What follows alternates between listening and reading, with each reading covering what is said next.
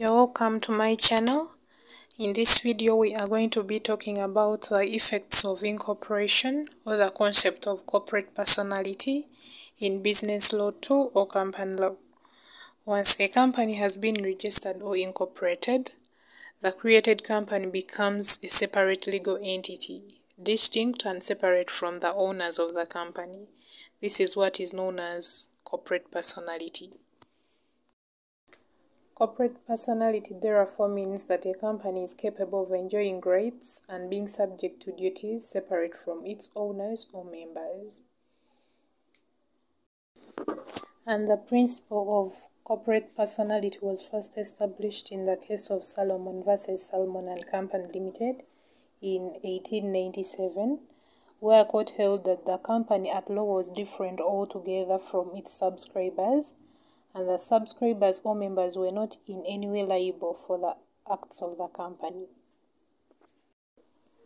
Let's look at the legal implications of incorporation or the legal effects of incorporation of a company. The first one is direct liability of the company, whereby the liability of members is limited to the amount remaining unpaid on the shares. An example is if a shareholder has been allotted to 100 shares of 1,000 each, it means that he's supposed to pay 100,000 in total, and he pays 50,000 to the company. If the company is winding up, he will be required to pay the remaining 50,000 for the shares that he had been allotted to, and he didn't pay for it. The second legal implication of incorporation is property ownership. An incorporated company is able to own property separate from its members, and this was seen in the case of Makura versus Northern Assurance Company Limited in 1925, Court Appeal 619.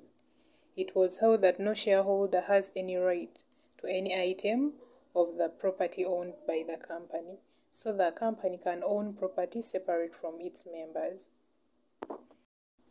Another implication is capacity to contract. On incorporation, a company can enter into any contract with third parties, and this was seen in the case of Lee versus Lee and Air Farming Company Limited in 1961, Court Appeal 12. The previous counsel held that even though Lee was a director, he was also employed by the company as a pilot. Therefore, his wife should receive compensation because Lee died when he was doing the company's work.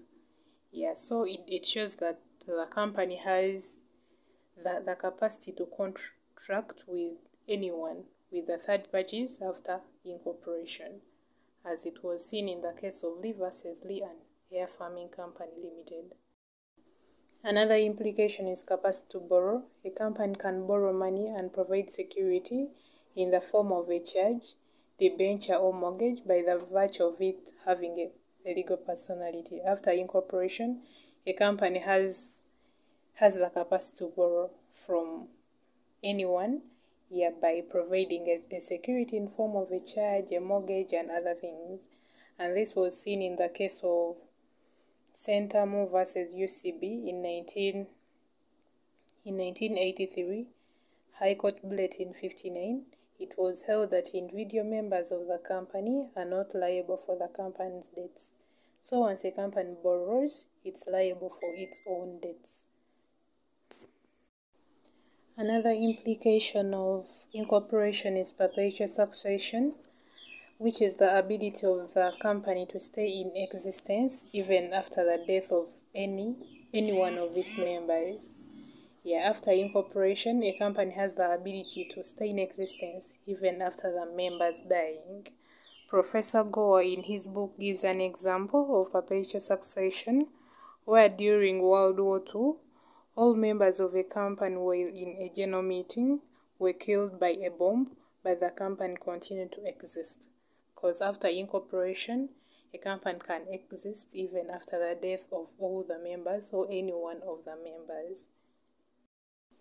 And the last implication of incorporation is that a company is legal proceedings. A company can take action to enforce its legal rights, and it can be sued for breach of its duties. So after incorporation, a company can sue and it can be sued. Let's look at the disadvantages of incorporation.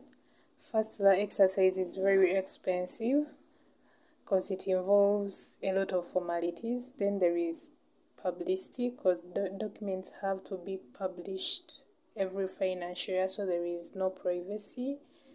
It involves a number of formalities which makes it complicated. And lastly, the cost of winding up is higher than the cost of incorporation. And those were the legal implications of incorporation, both the positive ones and the negative ones. Thanks for watching. Don't forget to subscribe, like, comment, share with your friends, and watch my next video. We shall be talking about lifting the veil of incorporation.